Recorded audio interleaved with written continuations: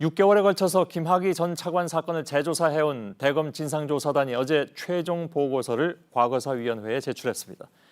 JTBC의 취재 결과 조사단은 당시 검찰이 명백하게 봐주기 수사를 했다면서 5가지 관련 의혹에 대한 결론을 보고서에 만장일치로 담은 것으로 파악됐습니다.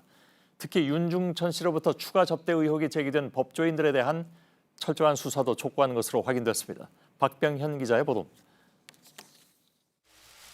김학의 전 차관 사건을 재조사한 대검 진상조사단이 어제 최종 보고를 마쳤습니다.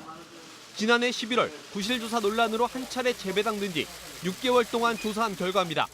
보고서는 검경 수사 외압 의혹과 별장 성접대 의혹의 실체 등 5가지 쟁점을 중심으로 정리됐습니다.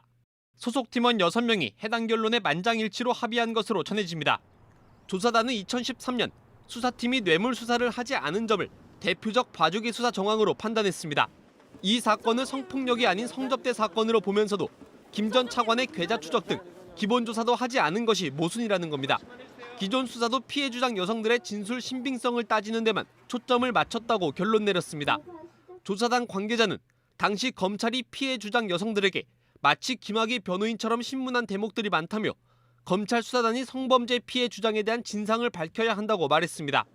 조사단은 김 전 차관 외에도 윤중천 씨에게 접대를 받은 의혹이 제기된 법조인들에 대한 철저한 수사도 촉구했습니다. 6년 전 수사 당시 관련 단서가 많았는데도 수사는커녕 감찰도 이뤄지지 않은 점을 문제 삼은 겁니다. 검찰 과거사위는 조사단의 최종 보고서에 대한 결론을 내일 발표할 예정입니다. JTBC 박병현입니다.